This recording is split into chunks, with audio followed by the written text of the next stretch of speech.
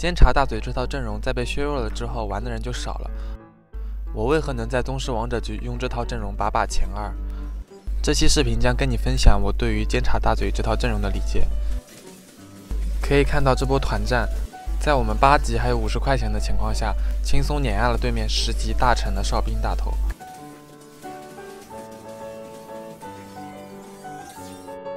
监察大嘴最重要的节奏点是在大嘴和刀疤没有3的4阶段稳住战力，保证胜负关系，所以7人口时的构筑非常重要。这里是大嘴在7级时可能用到的所有牌。常规的构筑是2巨石人外加4监察加一个 flex 位，这里的 flex 位可以上乌鸦开出2法师，也可以在盖伦没有来之前先上安倍萨过渡。那么什么是3转 flex 的构筑呢？3转 flex 是灵活运用假人这里的3个转职海克斯，如果在野火转的情况下把野火给盖伦，上艾克，凑成4野火帮4监察的一个超强盖伦。如果在海克斯转来的情况下，可以把海克斯转考虑给刀疤或者盖伦，去当一个纯抗性的装备，并且上一个布里茨，构成4x4监察的一个羁绊组合，并且可以考虑追一下3星的布里茨。如果是在监察转来的情况下，很多小伙伴会选择将监察转给到泽利，上一个6监察，但实际上6监察的提升相较于4监察是非常小的，同时会浪费一个非常强力的监察转。我们可以考虑下掉2个监察一子，上4海克斯，并且把监察转给到布里茨，去追一个3星布里茨。布里茨在拥有监察转的情况下，会变成一个超级坦克。大嘴的出装会选择一件蓝量启动装、一件攻速启动装和一件伤害装备。注意，这里由于纳什需要在释放技能之后才会获得高额的攻击速度，所以尽量避免纳什羊刀以及纳什投机者的组合。在输出装里面，电刀既可以作为启动装使用，也可以作为输出装使用，而大天使是最好的输出装。这里并不推荐科技枪作为大嘴的第3件装备，因为科技枪在中期能够提供一个很强的过渡能力，但是后期输出非常疲软。大嘴的奥恩神器里面，智慧默认和巫妖之祸是断档强的存在。如果大嘴携带了一件巫妖之祸，应尽量选择多件蓝量启动装，来让大嘴多次触发巫妖之祸的效果。大嘴的光明装备优选光电刀，因为大嘴的高攻速能够多次触发光电刀的 AOE 效果。大嘴第2好的光明装是光阳刀，如果在有巫妖之祸的情况下，光青龙刀是大嘴最好的光明装备，因为光青龙刀能够让大嘴的技能释放得更加频繁，能够多次触发巫妖之祸的伤害，打出非常高的输出。刀疤的肉装只需要捡破烂即可，尽量避免星之钢装备就可以。在奥恩神器里面，刀疤的这3件装备是比较冷门并且亮眼的。我们还是用一场实战来讲解一下什么时候可以确定这套阵容，以及这套阵容的一些细节点。我们先来看第一个海克斯，硬性承诺不强，先刷掉。格斗转可以去玩6斗老鼠，但是我们这里3件装备全部都是肉装，很难过渡到老鼠，并且也很难合成老鼠的输出装，所以也刷掉。这里在有精灵精粹保底的情况下，最差也可以选择精灵精粹走一个8级阵容。同时又观察到外面并没有大嘴的同行，我们选择刷掉，值得等待。老有幽魂这版本遭到了削弱，尽量不要选择。我们选择精灵精粹，因为我们这里有肉装，同时有拉克斯，很容易让精灵精粹成功的打钱，并且顺利的过渡2阶段。这里实际上选择合成头盔也是一个不错的选择，但我这里因为是双哨兵，提供了一个抗性，所以并没有选择头盔来作为炼金的装备。可以看到我们这里炼金幸运的苟住了血量，成功通过盔甲赚到了4块钱。我们在什么样的情况下能够去选择玩大嘴这套阵容呢？一是在精灵精粹的情况下，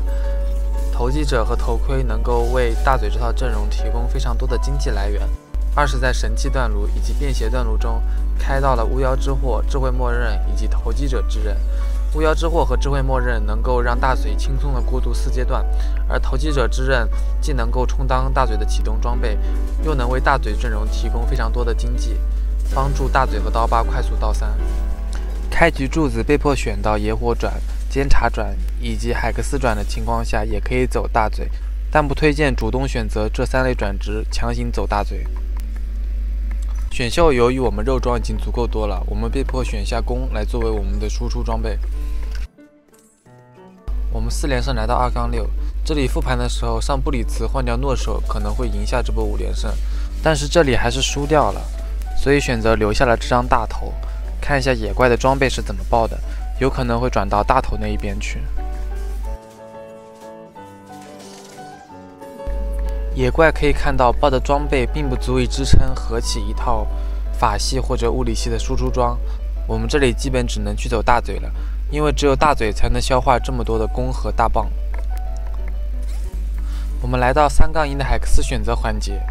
那么这里如果考虑要走大嘴的话，硬化护盾、不是今天、吸血生机都不是一个好选择。将3个全部刷掉之后，法力流由于只有大嘴一个人吃，收益极低，释放野兽也没有合适的人选，我们被迫只能拿下克隆设施。克隆设施并不是一个好的海克斯，如果放前排克隆，前排的坦度会变得很低；如果放后排克隆，后排放在那个位置又很容易死，很容易吃控制，非常尴尬。但是这把拿下来实测还可以，因为能复制2张盖伦，让2张盖伦同时为队伍提供血量加成。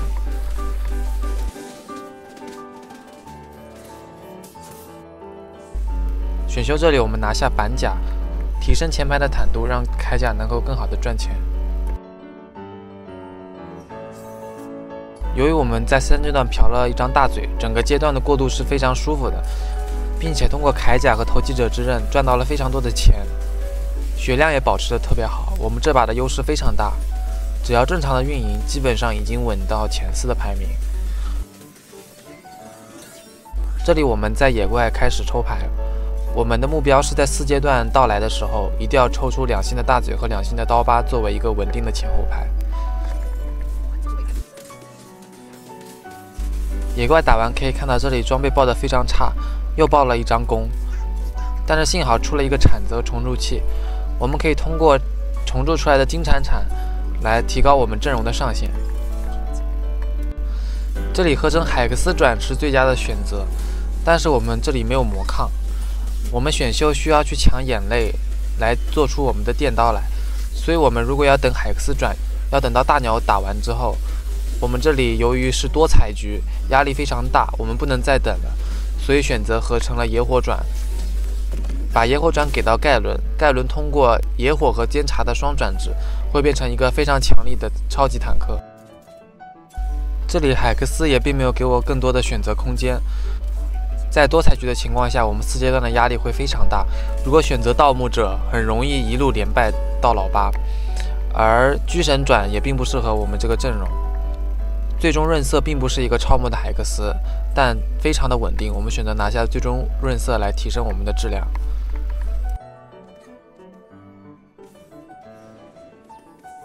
到目前为止，精灵精粹大概给我们赚了50多块钱，但可以看到我们目前的抽卡非常的差，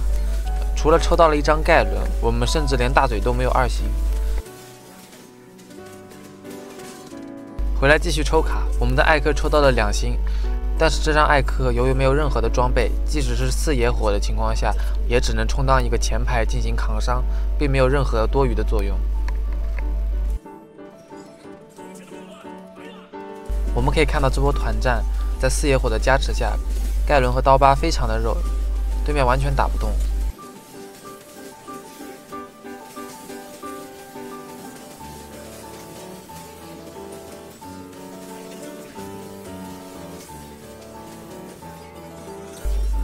选秀这里不知道是1块钱的眼泪，还是因为我运气比较好，我们成功的拿到了眼泪，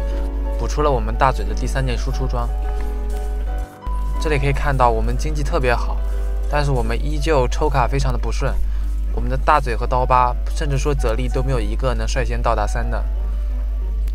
这里其实如果有一个能到达3星，我们的连胜就会很稳，但好在我们这里的质量比较硬。即便是一个高质量的小位，我们依旧赢下了这场对局。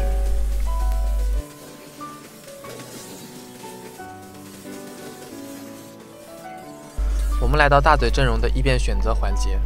我们应尽量选择大嘴的输出异变，尤其是在没有巫妖之祸以及智慧默认的情况下。大嘴的输出异变只推荐2个，一是最强的千刀斩，二是火球。如果刷到千刀斩异变，应将大嘴的3件装备全部转化为启动装；如果刷到火球异变，应尽量考虑青龙刀、蓝 buff 等增加技能频率的蓝量启动装，帮助大嘴更高效的释放技能，触发更多的火球频率。要注意，火球异变在距离远的时候并不会生效，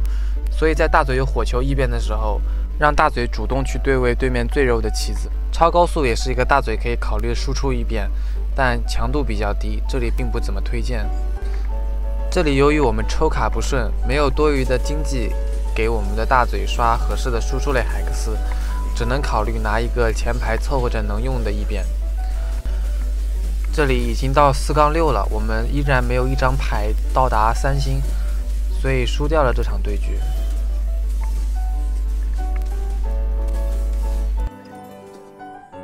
野怪打完，我们补出我们的重伤来源和泽利的2件神装。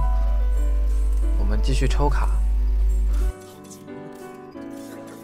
这里抽到了一张维克托，我们选择卖掉艾克上维克托。维克托是一张非常强力的单挂牌，在保留原有大羁绊的情况下，应尽量考虑下任何的棋子去上它。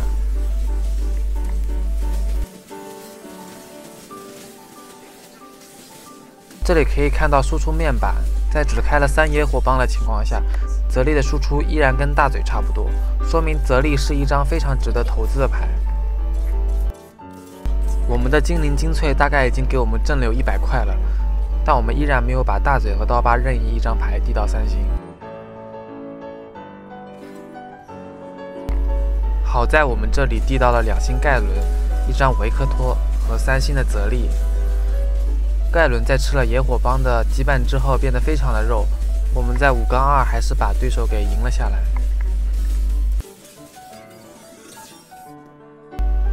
这里把钱递干，终于递到了3星的刀疤，但是我们没有钱买下它，因为考虑到克隆盖伦会把阵型变得比较奇怪，我们选择克隆3星的泽利。3星的泽利在野火帮的挟持下，依然能够凭借假泽利提供比较高的输出。选秀这里，我们为泽利找出第3件输出装备，补充泽利的输出。在5-6面对一个黄铜加虫洞的大城外交飞机，在没有3星大嘴的情况下，我们依然赢得了这场对局。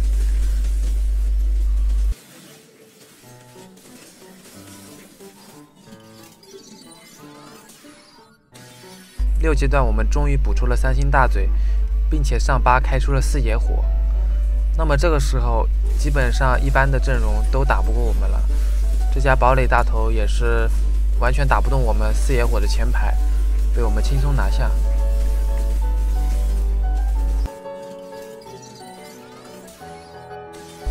接下来我们打这家非常大城的铁蛋列娜塔，